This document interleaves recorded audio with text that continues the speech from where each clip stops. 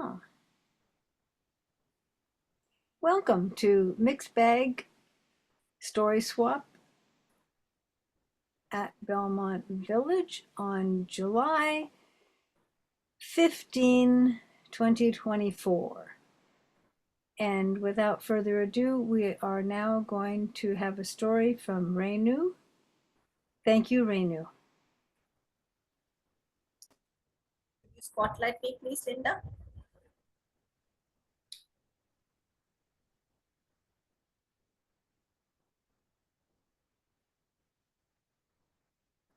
Good evening, everyone. Thank you very much for giving me an opportunity again to tell a story. This is going to be a short one. If you'd like, I can tell you another short story. 6-year-old Kuhu was very bored. She had just finished reading the 2 picture books her mother had bought for her. She looked around for something to do, and then she saw this fat black ant crawling on the floor. And she thought to herself, if I catch this ant, I can put it in a small bottle and it can be my pet. And so, as she was trying to catch the ant, her mother called out to her, Kuhu, what are you doing? Amma, I found this cute little plump black ant. I'm going to put it in a bottle. It's going to be my pet.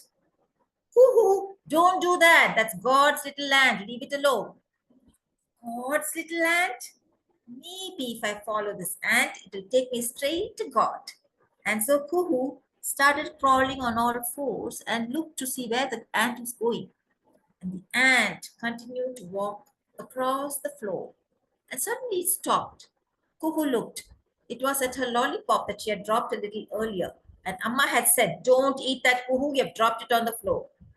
Ant liked lollipop, and God lived inside lollipop, the thing she liked the best. But no, ant moved away again. Where was ant going now? Kuku followed the ant. And there was ant going up, up, up. Tata's bed, her grandfather's bed. And grandpa was in it fast asleep. Ah, snoring away. Ant crawled up Tata's leg and onto his big fat stomach. Kuku laid her ear on Tata's stomach. God, you live inside Tata's stomach with all this noise? You don't find it noisy? But no, the ant moved away again. Off the ant went, and Kuhu followed. This time, ant was going inside the dark room which Kuhu was scared of. No, God, don't tell me you'd live in this dark room. I'm scared. But Kuhu wanted to meet God, and ant had gone in. So Kuhu went in too. Luckily for Kuhu, ant came out very quickly. Maybe ant was scared of the dark too. Kuhu came out. Now suddenly the ant was spinning, so Kuhu spun and spun and spun, and then when she stopped, she was feeling very dizzy. Oh, my head. And then she looked. There was an ant. Here, there, everywhere. Oh, that's where God lives. Here, there, everywhere. That's the end of the story.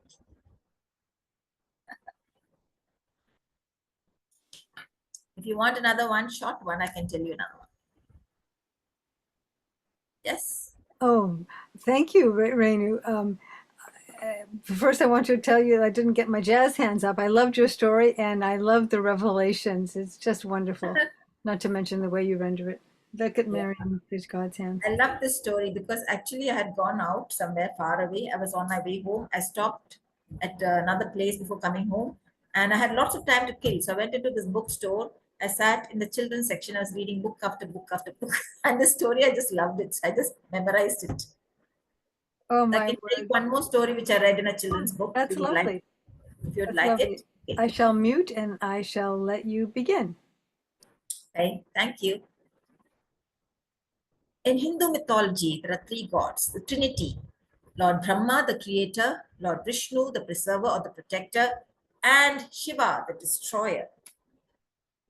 Vishnu, Brahma, loved to create, and he had created the entire world: the tall trees, the deep ocean, the fish in the ocean, the birds in the sky, and he loved all of his creations. Of course, the humans hardly ever did what he had asked them to do, and most of the time the animals never listened, but he still loved them all. But what he loved the most was his garden. Oh, he loved all his plants, the bright green leaves, the beautiful pink, yellow, orange, blue blossoms on the plants, the tall trees. He just loved spending his time in the garden. Often Brahma had to go away on long trips. On one such occasion, when he came back home, he went into the garden. He was shocked. He said, "What has happened? How preposterous! Who has done this horrifying act?" All the leaves had been chewed up, not a single leaf on any of the plants, and he was furious. Rarely did Brahma get angry, but when he did, oh, he didn't get over it very quickly. And he stood there using the most bombastic language. He was married to goddess Saraswati, the goddess of learning, and he loved to use every kind of words in his vocabulary. Horrible, incorrigible. Who's the creature who did this to my plants? He shouted. All the animals were quiet. They didn't know what had happened. But between two trees, two dark eyes appeared. And slowly the creature ventured out. It was a big, fat, black caterpillar with thousands of legs. Brahma looked at the caterpillar. He had created it, but now he was angry. "You? Was it you?" he shouted.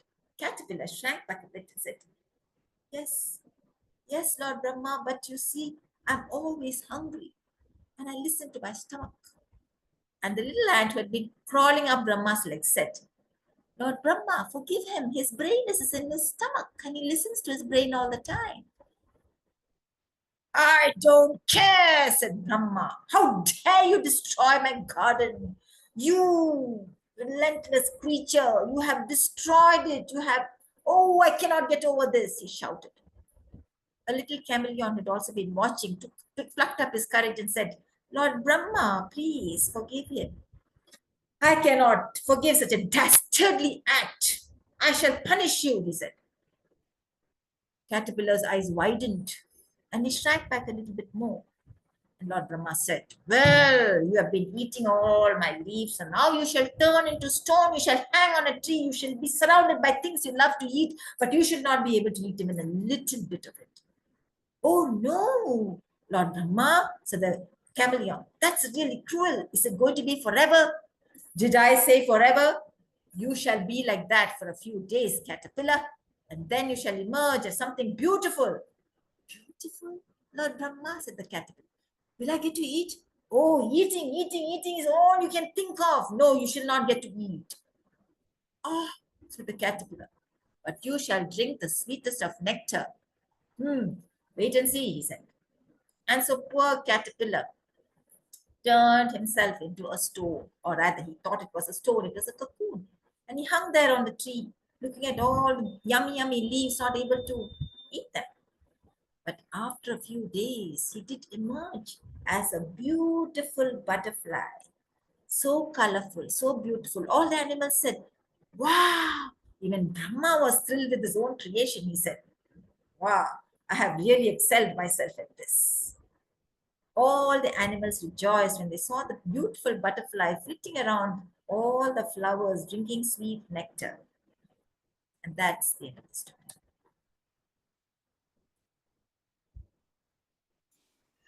Thank you, Renu. I do enjoy your stories. I do. I do. Thank you, Linda. Yeah, you had great expression and word choices and your body language, even though we're only seeing the top. Yeah, good body language and voice changes. You do the different characters, so it was very well presented. Thank you. You're getting better and better. Thank you.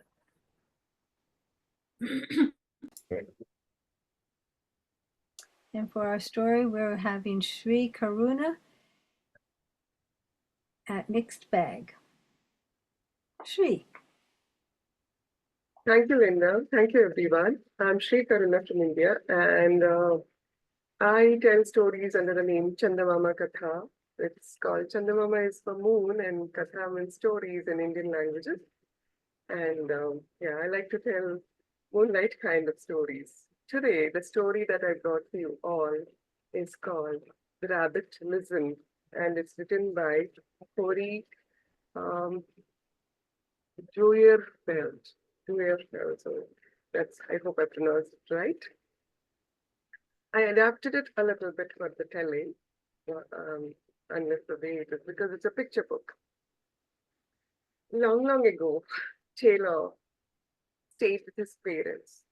He was a cute, cherubic boy, and his cheeks were pink when he played out in the sunshine. He had curly mop of hair, and he was always so agile. One minute he was here, other minute he was there, and he was all over the place. And his mom was not tired of yelling, "Taylor, Taylor, come down. Taylor, sit here. Taylor, come."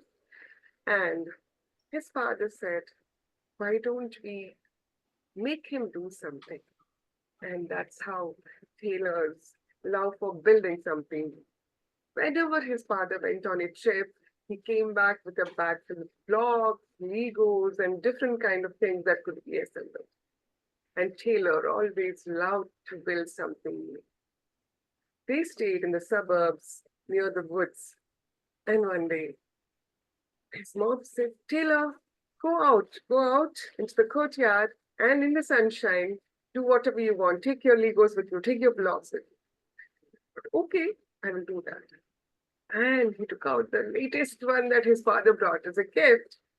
And today he was in a mood to build something new. He was excited. He was all, and slowly and steadily he built one after the other, one after the other, one after the other.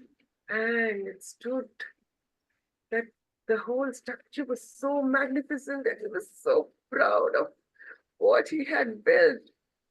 And he wanted to call his mother and show it off. And he went near the kitchen window and was calling, "Ah, just look at what I have built." And in the meanwhile, the flock of crows, they just swooped by. They were followed by a big bird probably, and there were 5, 6 crows, and they just swooped by. And in that swooping motion, this magnificent structure came over the ground. And Taylor was so crestfallen. He started crying and he didn't know what to do. He was sobbing. Just then, the hen came by and put its wing to Taylor and said, "Cluck, cluck. I know you're feeling bad. Do you want to talk about it? Cluck, cluck. Come, sit. Let's talk about it." But Taylor did not want to talk about it. And the hen walked away. And as they were staying near the woods, hearing the sobs of Taylor, the bear came by. And it saw what happened. "Brrr. Aren't you angry? You want to shout with me, little boy? Come, let's shout."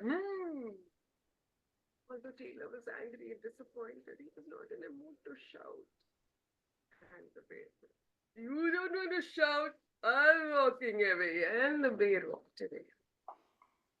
And Taylor was still feeling disappointed, dejected, looking all the pile of blocks lying there. And then who comes by? It's the baby elephant.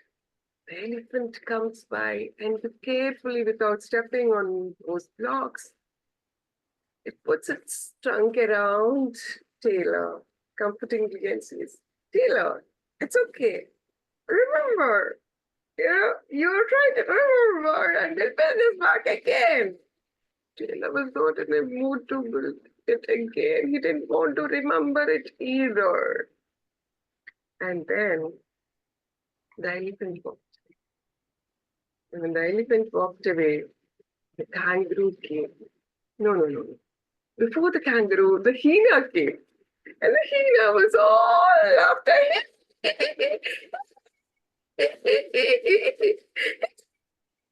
"Taylor, let's laugh it away. It's okay. It just fell down. You can build it again. Let's laugh it away." Taylor was not in a mood to laugh it either. And the kangaroo, with its little baby in its paw, jumping, it came and it said, Taylor, it's okay. Let's toss these away. If you're in no mood to build it again or, laugh it over, let's just put it in the trash. I'll help you gather it. Let's put it in the trash.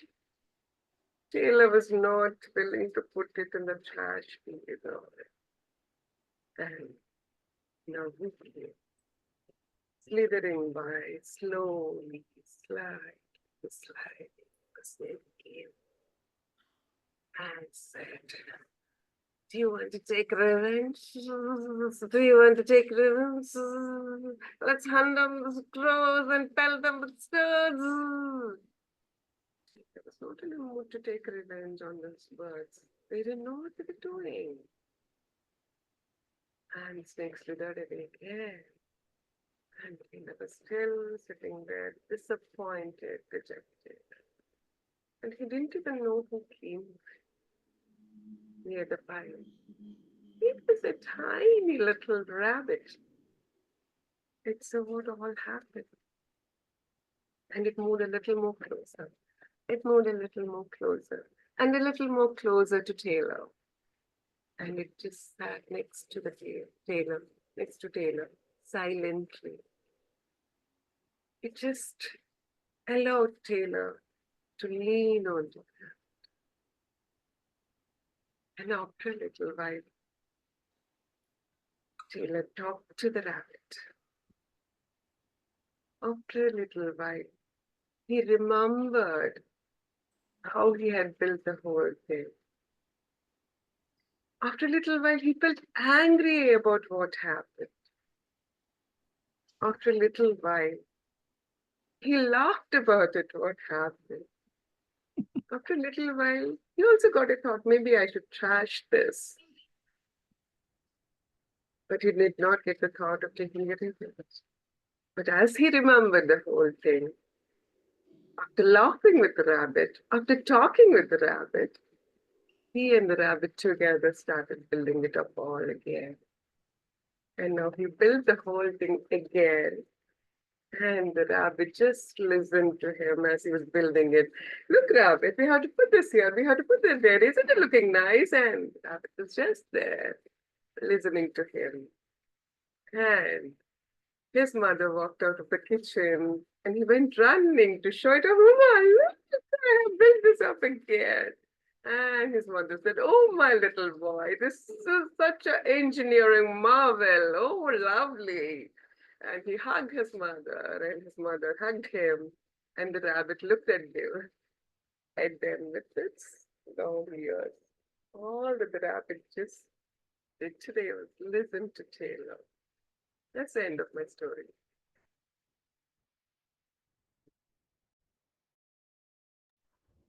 Beautiful story, Shri. Told so